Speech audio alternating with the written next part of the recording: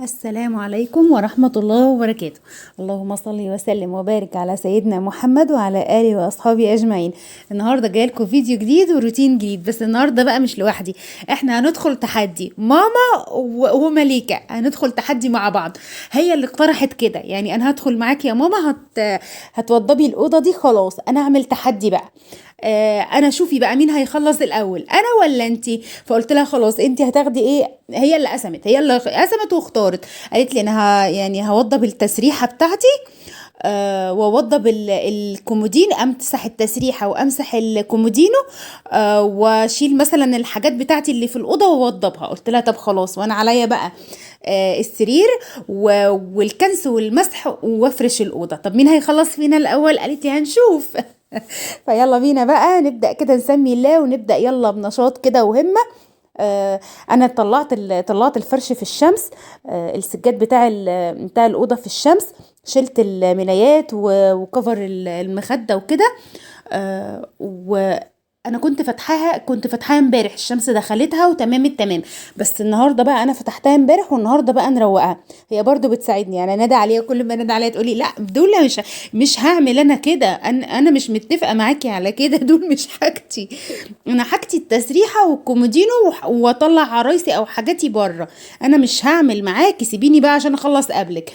ف يعني شفتوا في الصوره، يعني كل شويه تنادي علي. بصوا، اول حاجه بقى بدات ان انا ايه، اشيل كل الهدوم اللي فيها، واشيل الفرشه برضو، يعني البطاطين وكده طلعهم في الشمس. الشنطه دي كنت منزلاها، كان في حاجات انا كنت عايزاها ونزلتها بصراحه، وما طلعتهاش. ببص بقى فوق الدولاب، قلت ايه ده عليه، يعني عليه شنط. فهوديها بقى ايه، اوضه الولاد، على الدولاب بتاع اوضه الولاد، لان هنا الدولاب عليه شنط زيها فمش هياخدها. وبدأت بقى ايه، يعني اشيل كل الحاجات اللي في الأوضة، اي كركبة بقى، اي حاجة، عشان نبقى يعني نتحرك بسهولة، ونبقى يعني اسهل. شلت بقى نفاطة، ما كنتش محتاجة اشيل الكفر، لانه نضيف، كفر المرتبة نضيف. فخليته بقى، يعني هنفضه بس تنظيفة كده. بصوا، هي بدأت تخلص، يعني هي بدأت تخلص قبلي. ما شاء الله عليها، عامله دراجها، يعني دي اوضتها، عامله دراجها يعني منظماها، درج مثلا للاكسسوارز بتاعتها، درج للتوك. فما شاء الله عليها، يعني هي بتحب تعمل. ما شاء الله، يعني ما بتحبش تسيبني في اي حاجه، هي دايما. حتى انتم ملاحظين، هي دايما معايا في الفيديوهات. قليل خالص لما فيديو مثلا اقول لها يا مليكه اخرجي بقى من الفيديو النهارده، يعني خلي ماما لوحدها. فقليل لا. طب اعمل معاكي والنبي يا ماما، طب اساعدك. ف... فانتوا ملاحظين ان هي في اغلب الفيديوهات ما بقدرش اطلعها، يعني لازم هي معايا تعمل على قد ما تعرف طبعا، بس هي لازم واقفة معايا. عارفين لما تبقى بنت واحدة فمتعلقة بيكي لدرجة كبيرة، فهي مليكة كده. فيلا بقى، بص قلت لها دي حاجتك طلعيها بقى، احنا متفقين على كده. ماشي خلاص، انا هطلع حاجتي وانتي اعملي حاجتك. بعلق لها الشنط بتاعتها دي على الشماعة. بصراحة فكرة حلوة، يعني ما ياخدوش مكان، يبقوا مترتبين اكتر، فبحطهم لها على الشماعة كده. والشماعة بتاعتها ايه، كان عليها هدوم، فقلت لها بقى شوفي انت لبست منهم ايه، وحطيه في الغسيل. والحاجات بقى، يعني رتبي الشماعة دي شوفيها. انا حاطه برضو في اوضتها دي، عشان يعني هي ساعات تنام في الاوضه التانية، اوقات كتير يعني ما بتدخلش الاوضه دي.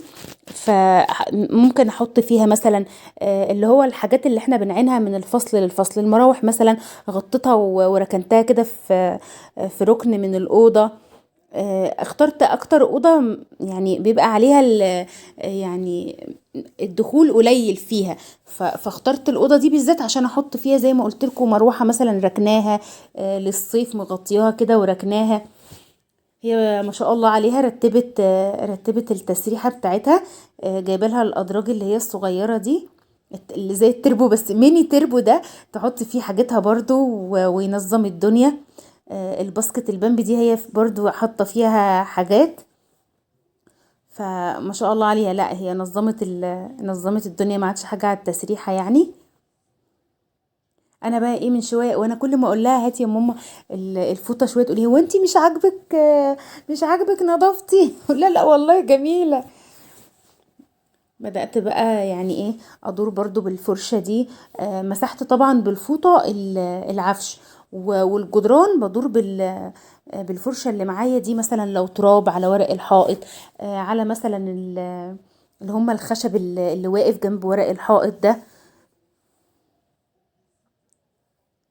بس كده يعني احنا نفضنا السرير، ومسحنا الحيطان كلها، وتسريحها مسحناها، والكوميدينيات وكده. هي يعني في نص الفيديو كده هي خلصت بقى، يعني خلصت بقى، انا كسبتك قلت لها ماشي. هنا بقى على المكتب ده هم بيجوا يرسموا، فحاجات بقى ادواتهم على المكتب ده، فقلت لها لا طلعيهم بقى من هنا الادوات دي كلها، لان المنظر بقى يعني بقى مش حلو خالص. طلعيهم حطيهم في اوضه اخواتك، وخلي بقى الاوضه بتاعتك دي يعني نظيفه نظيفه تماما، ما فيهاش اي حاجه، يعني سرير ودولاب وكومودينيات كده بس، ما فيهاش كركبه خالص.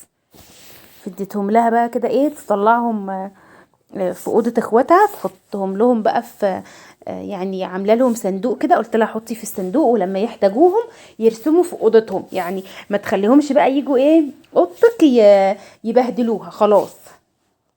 فهي قالت لي وانا هقول لهم ازاي بقى، هم ما بيرضوش. قلت لها لا، انا هقول لهم خلاص خلي اوضتها نظيفه، كل واحد يشتغل في اوضته. بصوا دي كمان مروحه كمان، زي ما قلت لكم حاطه فيها الحاجات اللي هي ايه، خلاص ما عدناش بنستخدمها في الشتاء. بس كده خلاص.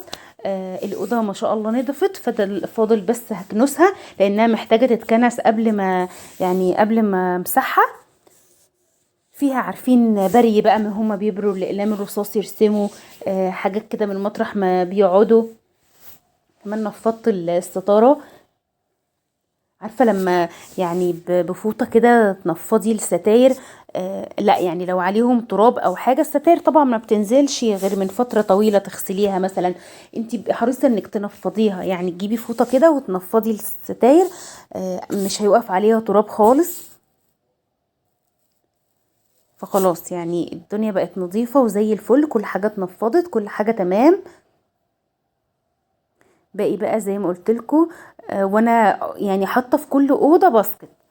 بصراحة منظف الأوضة جدا، اللي عايز يرمي حاجة بيرميها لما احس ان الباسكت، واحط فيهم طبعا اكياس، مش هحطهم مباشر كده. لما الباسكت مثلا بحس ان هو عايز خلاص يتنضف، اشيل الكيس ويبقى نظيف خالص، واحط كيس تاني.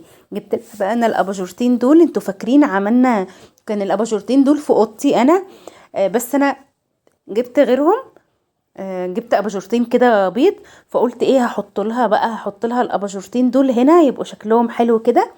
هنا كنت كنست وخلاص بقى همسح بقى، ودي خلاص اخر حاجة في الأوضة. بصوا كمان الشماعة معلقة مثلا عليها زي ما قلت لكم الشنط الصغيرة بتاعتها دي، سلك شاحن مثلا هم بيستخدموه في الأوضة دي. كده بقى احنا مسحنا الأوضة كلها. بصوا نرجع كل حاجة زي ما كانت. هطلع بقى اجيب السجاد اللي انا حطاه في الشمس، ما شاء الله الشمس كانت حلوة قوي. حاسة ان السجاد بقت ريحته حلوة ونفش كده. بس كده وهو عارفين السجادة دي، في ناس لسه بتسألني والله على الفيديو ده معمول بقاله فترة، يعني حتى من قبل وقفنا شوية في القناة، وقفنا شوية كتير، فكان الفيديو ده حتى من قبل ما نقف، كان معمول من فترة كبيرة. كنا السجادة دي كانت واحدة بس، وقصيناها في فيديو كده، انا اللي قصيتها بقطر، وجبنا شمع وعدنا على حروفها عشان نضمن ان هي يعني ما تتبهدلش مني، وزي التسرفيل كده، بس انت عدتي عليها بشمع. والله كان الفيديو ده لسه ناس بتسألني عليه، انت عملتيها ازاي، قصتيها بايه. يعني الشمع كان نفع، والله الشمع فيها لسه لغاية دلوقتي، وبتتغسل وكل حاجة. وهي اصلا الشاك بتاعها تقيل قوي، فاستغلتها بقى، يعني كانت واحده بس، شفتوا يعني استغلتها في انها تبقى تلت مشايات كده، فبقت حلوه جدا. هفرش بقى هنا خلاص الدنيا اتظبطت. حتى بصوا اديلها بقى الاباجورات ما شاء الله حلوين قوي في الاوضه، يعني دول شكلهم حلو هنا. كانوا في اوضتي غامقين شويه، فجبت ابيض ونقلتها دول، ونقلت لها دول، هي فرحانه بيهم قوي. يعني تقولي الاباجورتين دول حلوين قوي، مش دول اللي كانوا في اوضتك؟ قلت لها يلا خديهم. بس كده وفرشنا الأوضة والدنيا بقت تمام تمام. خلي بنتك تساعدك، ما فيهاش اي حاجة، بس ما توديهاش عند حاجات. مثلا ما توديش عند بوتاجاز وهي صغيرة، ما توديش عند مية سخنة، ما تخليهاش تقف في المطبخ خالص وهي صغيرة، عشان ما فيش اي حاجة تأذيها. بس لو حاجة مثلا زي اللي عملناها دي والتحدي الحلو النهاردة ده، ما فيش مانع خالص، خليها تساعدك ومفيش اي مشكلة. لو عجبك الفيديو بتاعي النهاردة ما تنسينيش بقى في اللايك والشير، وتعملي اشتراك في القناة عشان عيلتنا تبقى اكبر واكبر، ونستمر في فيديوهات تانية احلى واحلى ان شاء الله باذن الله. بصوا بقى كده ساعدنا بعض، هي اللي كسبتني في الاخر، يعني هي اللي كسبتني. خلصت بسرعة، عملت اللي عليها وخرجت كده تمام. الدنيا اتظبطت وبقت يعني ما شاء الله نظيفة زي الفل.